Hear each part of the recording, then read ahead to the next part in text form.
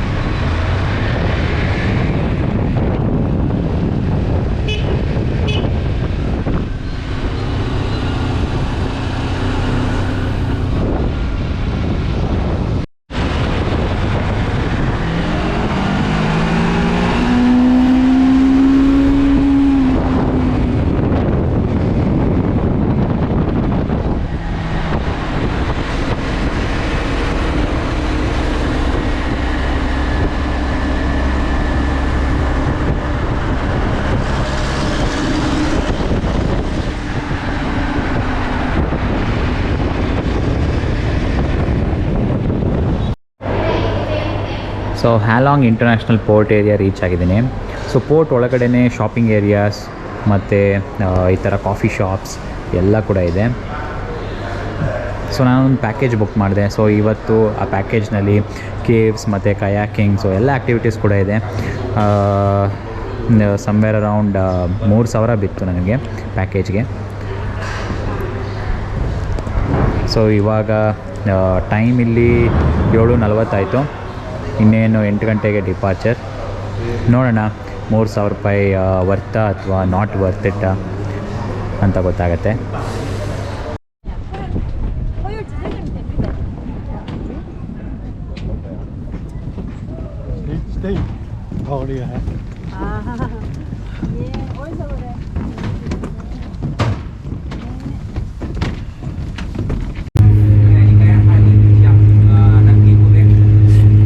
Finally ಹ್ಯಾಲಾಂಗ್ international ಪೋರ್ಟಿಂದ cruise start ಆಗಿದೆ. So captain information ಎಲ್ಲ ಕೊಡ್ತಾ ಇದ್ದಾರೆ, ಯಾವ ರೀತಿ ಅಡ್ವೆಂಚರ್ ಅಂತ ಹೇಳಿ.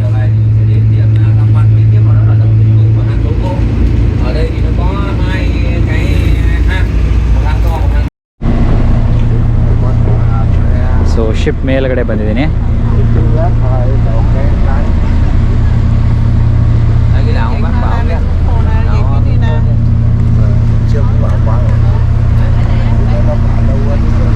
ಹ್ಯಾಲಾಂಗ್ ಬೇ ಬ್ಯೂಟಿಫುಲ್ ವ್ಯೂಸ್ ಕಾಣಿಸ್ತಾ ಇದೆ.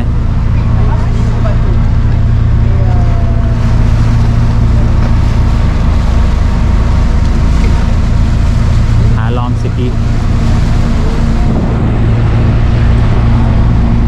ಸೊ ಈಗ ಶಿಪ್ ಮೇಲ್ಗಡೆ ಇದ್ದೀನಿ.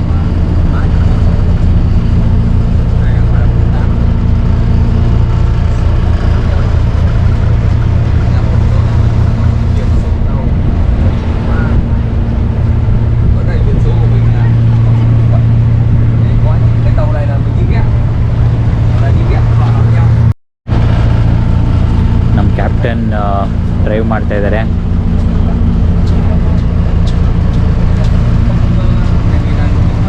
ಇಲ್ಲೊಂದು ಕ್ರೂಸ್ ಶಿಪ್ ಹೋಗ್ತಾ ಇದೆ. So this is the captain cabin.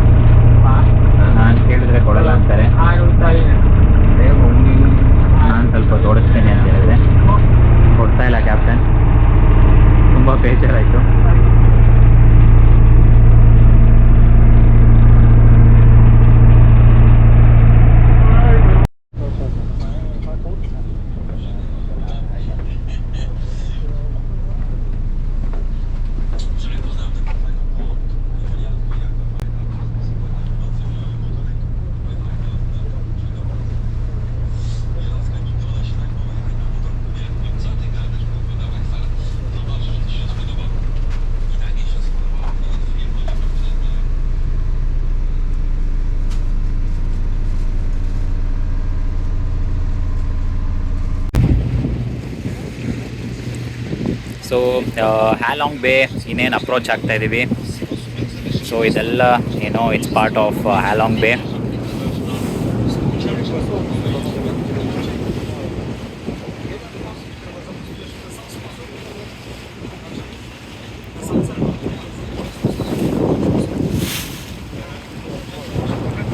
Beautiful. So guys, ಇಲ್ಲಿ ಮುಂದೆ ಇರೋವಂಥ ಕಲ್ಲುಗಳು ಏನು ಕಾಣಿಸ್ತಾ ಇದೆ, ಇದು ಏನಂತಂದರೆ ಈ ಕಡೆಯಿಂದ ನೋಡ್ತಾ ಇದ್ದರೆ 2 ಕೋಳಿಗಳು ಗುದ್ದಾಟ ಮಾಡ್ತಾ ಇರೋ ಥರ ಕಾಣಿಸ್ತಾ ಇದೆ. ಸೊ ಅದಕ್ಕೆ ಇದನ್ನು ಫೈಟಿಂಗ್ ಚಿಕನ್ ಐಲ್ಯಾಂಡ್ ಅಂತಲೇ ಕರೀತಾರೆ. ಬಟ್ ಲೋಕಲ್ಸ್ ಏನಂತ ಹೇಳಿದ್ರೆ ಇದನ್ನು ಮುತ್ತು ಕೊಡ್ತಾ ಇರೋ ಕೋಳಿಗಳು ಅಂತ ಕರಿತಾ ಇದ್ದಾರೆ, ಯಾಕೆಂದರೆ ಅವ್ರಿಗೆ ಗುದ್ದಾಟ ಇಷ್ಟ ಇಲ್ಲ ಅಂತ ಹೇಳ್ತಾ ಇದ್ದಾರೆ. ಬಟ್ ಆದರೂ ಅದೇ ಸ್ವಲ್ಪ ಒಂದು ಆ್ಯಂಗಲಿಂದ ನೋಡೋದಕ್ಕೆ ಅದು ಏನೋ 2 ಕೋಳಿಗಳ ಥರ ಕಾಣಿಸುತ್ತೆ.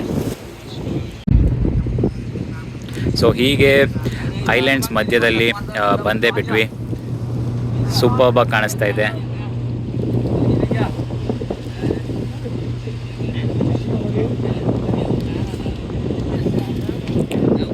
ತುಂಬಾ ಸುಂದರವಾಗಿದೆಯಲ್ಲ. ಸೊ ಇದೊಂಥರ ಕಲೆಕ್ಷನ್ ಆಫ್ ಐಲ್ಯಾಂಡ್ಸ್ ಇದ್ದಂಗೆ ಹ್ಯಾಲಾಂಗ್ ಬೇ. ನೋಡಿ ಎಷ್ಟು ದೊಡ್ಡದಾಗಿದೆ ಅಂತಂದರೆ, ಅಯ್ಯೋ.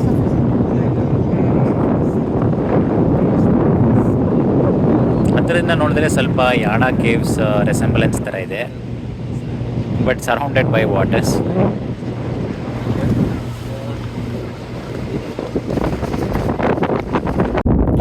ಸೊ ಇದು 200,000 BND ನೋಟ್ನಲ್ಲಿ ಹಿಂದೆ ಇರೋವಂಥ ಪಿಕ್ಚರ್ ನೋಡ್ತಾ ಇದ್ದಾರಲ್ಲ, ಈ 2 ಗುಡ್ಡೆ ಥರ ಕಾಣಿಸ್ತಾ ಇರೋದು. ಸೊ ರಿಯಾಲಿಟಿಯಲ್ಲಿ ಕೂಡ ಈ ಗುಡ್ಡೆಗಳು ಇಲ್ಲೇ ಇದೆ. ಸೊ ಈ ಗುಡ್ಡೆ 200,000 VNDಯಲ್ಲಿ ನಿಜವಾಗ್ಲೂ ಪೋಸ್ಟ್ ಮಾಡೋದಿದೆ. ಅಂದರೆ ಈಗ ನಮ್ಮ ನೋಟಲ್ಲಿ 50 ರೂಪೀಸ್ ನೋಟಲ್ಲಿ ಹಂಪಿ ಎಲ್ಲ ಪೋಸ್ಟ್ ಅಂದರೆ ಪಿಕ್ಚರ್ ಕಾಣಲ್ವಾ ನೋಟ್ ಹಿಂದೆ, ಸೊ ಅದೇ ರೀತಿ.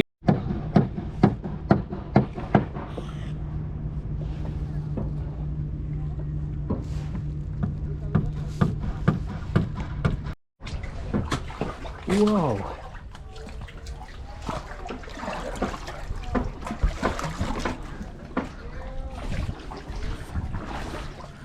ಸೊ ಕಯಾಕಿಂಗ್ ಸ್ಟಾರ್ಟ್ ಆಗಿದೆ.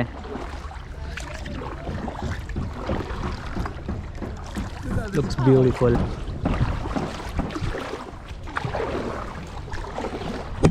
Okay, so where we swimming now, man? On that side, when you're there. Over there? What do you think?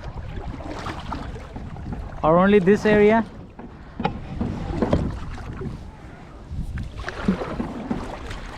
Or else like we steer right on the Down borders? there, Yeah, over there? Look Yeah. at the shop down there.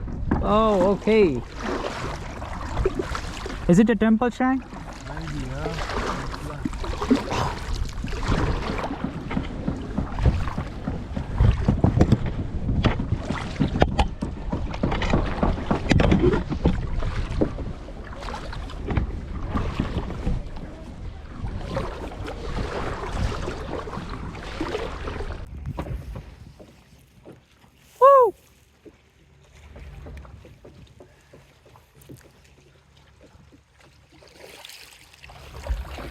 ಎಷ್ಟು ದೊಡ್ಡ ಬೆಟ್ಟಗಳು friends.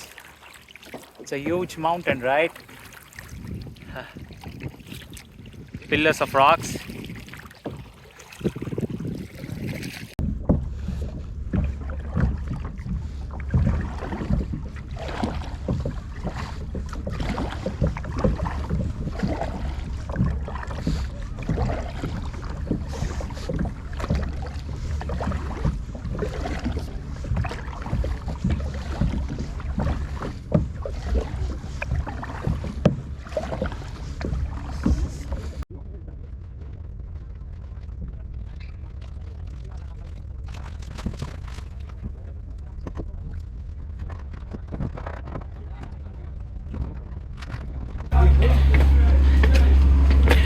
So ಈ ಅಡ್ವೆಂಚರ್ನಲ್ಲಿ cave ಅಂತ, heavens cave ಅಂತ ಒಂದಿದೆ.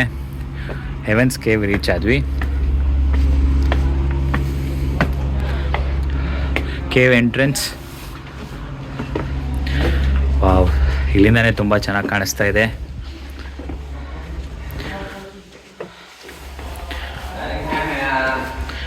Wow.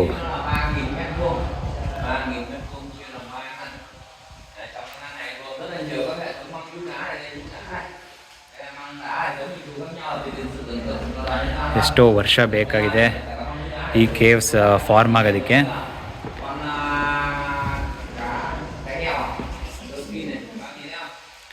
Superb ಆಗಿದೆ formations. So lighting arrangements ಎಲ್ಲ ಮಾಡಿದ್ದಾರೆ.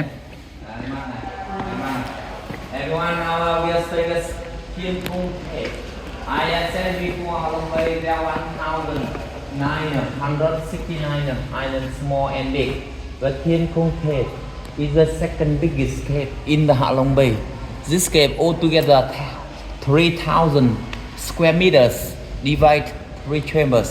This one the first one, last one, and last one biggest.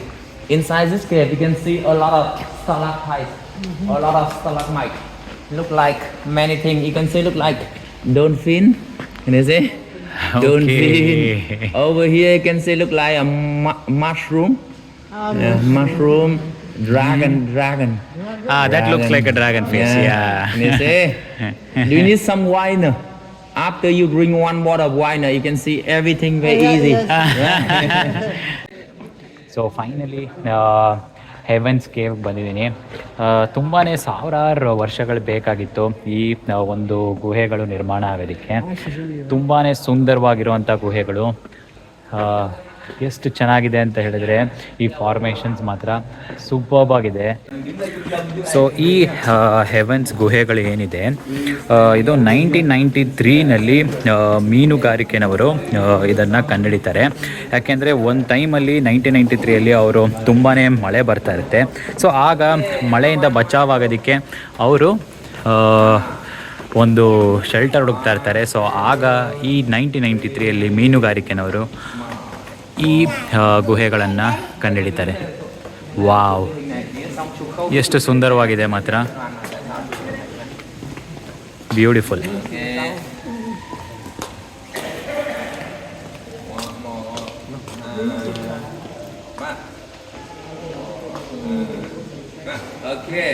So ವಿಯೆಟ್ನಾಮಲ್ಲಿ 4 ಲಕ್ಕಿ ಪ್ರಾಣಿಗಳಿದಾವಂತೆ. ಅದರಲ್ಲಿ ಇದು ಟರ್ಟಲ್ ಥರ ಕಾಣಿಸ್ತಾ ಇದೆಯಲ್ಲ, ಸೊ ಇದು ಟರ್ಟಲ್ ಒಂದು. ಸೊ ಅದು ಬಿಟ್ಟರೆ ಆ ಕಡೆ ಒಂದು ಸಿಂಹದ ರೂಪದಲ್ಲಿ ಒಂದು ಫಾರ್ಮ್ ಆಗಿರೋಂಥ ಕಲ್ಲುಗಳಿತ್ತು. ಸೊ ಸಿಂಹ ಒಂದು ಅನದರ್ ಲಕ್ಕಿ ಆ್ಯನಿಮಲ್. ಅದು ಬಿಟ್ಟರೆ ಇನ್ನೊಂದು ಡ್ರ್ಯಾಗನ್ ಇದೆ. ಡ್ರ್ಯಾಗನ್ ಆದ ನಂತರ ಫೀನೆಕ್ಸ್. ಸೊ ಇದರಲ್ಲಿ ನಾನು ಡ್ರ್ಯಾಗನ್ ಮರಿ ಥರ ಏನೋ ತೋರಿಸಿದ್ರು, ಅದ ನಂತರ ಲಯನ್ ತೋರಿಸಿದ್ರು, ಟರ್ಟಲ್ ತೋರಿಸಿದ್ರು. ಬಟ್ ಫೀನೆಕ್ಸ್ ಮತ್ತು ಯಾವುದು ಯೂನಿಕಾರ್ನ್ ಇದೆಯಲ್ಲ, ಸೊ ಅದು ಮಾತ್ರ ನನಗೆ ಕರೆಕ್ಟಾಗಿ ಕಾಣಲಿಲ್ಲ. ಏನೋ ತೋರಿಸಿದ್ರು, ನಾನು ಸುಮ್ಮನೆ ಹ್ಞೂ ಅಂತಂದೆ. ನಂತರ ಇಲ್ಲೊಂದು ಪ್ರಿನ್ಸಸ್ ಥರ ಯಾವುದೋ ಒಂದು ಫಾರ್ಮೇಷನ್ ಆಗಿರೋಂಥ ಕಲ್ಲುಗಳನ್ನ ತೋರಿಸಿದ್ರು, ಅದು ಚೆನ್ನಾಗಿತ್ತು. ಇಲ್ಲಿಂದ ನಾನು ಮೊಬೈಲಲ್ಲಿ ತೋರಿಸಿದ್ರೆ ಅದು ಕಾಣಲ್ಲ. ಸೊ ಸೂಪರ್ಬ್ ಆಗಿದೆ ಹೆವೆನ್ಸ್ ಗುಹೆಗಳು ಮಾತ್ರ.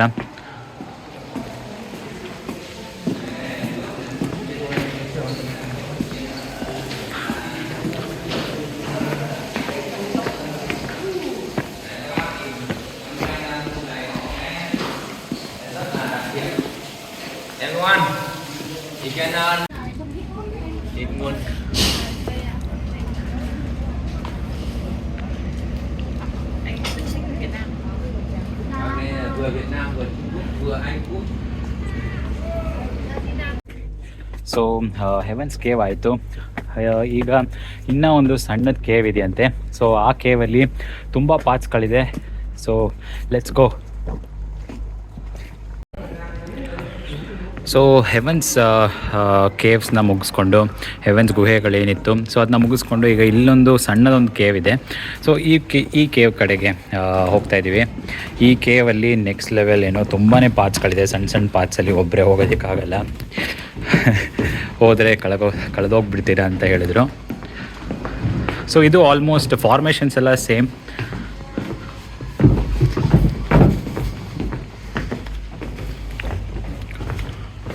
ಫಾರ್ಮೇಷನ್ಸ್ ಮಾತ್ರ ನೆಕ್ಸ್ಟ್ ಲೆವೆಲ್, ತುಂಬಾ ಬ್ಯೂಟಿಫುಲ್ ಆಗಿದೆ.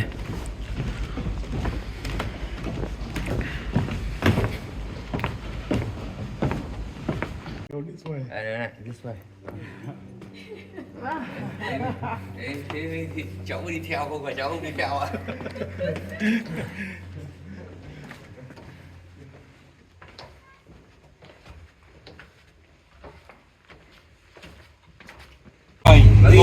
ಸೊ ಈಗ ಕ್ರೂಸ್ ಶಿಪ್ಪಲ್ಲಿ ಅದು ಊಟ ಸ್ಟಾರ್ಟ್ ಮಾಡ್ಕೊಂಡಿದ್ದೀನಿ. ಸ್ವಲ್ಪ ರೈಸ್ ಇದೆ, ಆಮೇಲೆ ಫಿಶ್ ಕೊಟ್ಟಿದ್ರು, ಸ್ಕ್ವಿಡ್ ಇದೆ. ಸೊ ಒಂದರಲ್ಲೇ ಒಂದು ಬೌಲ್ನಲ್ಲಿ ಶ್ರಿಂಪ್ ಮತ್ತು ರೈಸ್, ಕೆಳಗಡೆ ಟೋಫು ಇಟ್ಕೊಂಡಿದ್ದೀನಿ ಒಂದರಲ್ಲೇ ಫೋಟಿಗೆ. ಫುಡ್ ಮಾತ್ರ ತುಂಬಾ ಡೆಲಿಷಿಯಸ್ ಆಗಿತ್ತು. ಎಸ್ಪೆಷಲಿ ಆಗಲೇ ಒಂದು ಫಿಶ್ ಕೂಡ ಕೊಟ್ಟಿದ್ದರು. ಸೊ ಆ ಫಿಶ್ ಮಾತ್ರ ಇಟ್ ವಾಸ್ ಡೆಲಿಷಿಯಸ್. ಇಲ್ಲೊಂದು ಸ್ಕ್ವಿಡ್ ಇದೆ, ಸ್ಕ್ವಿಡ್ ಕೂಡ ಚೆನ್ನಾಗಿತ್ತು.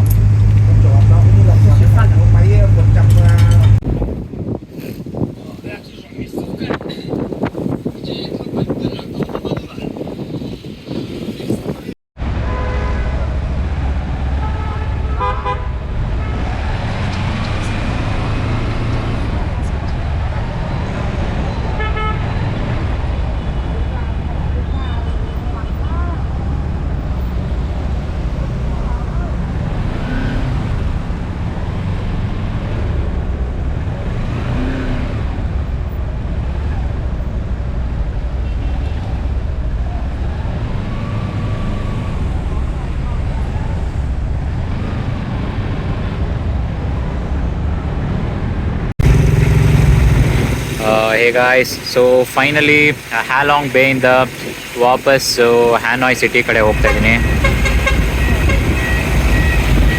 ಸೊ ಇನ್ನು ಜಸ್ಟ್ ಇನ್ 1 ಅವರಲ್ಲಿ ಹ್ಯಾನಾಯ್ ಸಿಟಿ ರೀಚ್ ಆಗ್ತೀನಿ.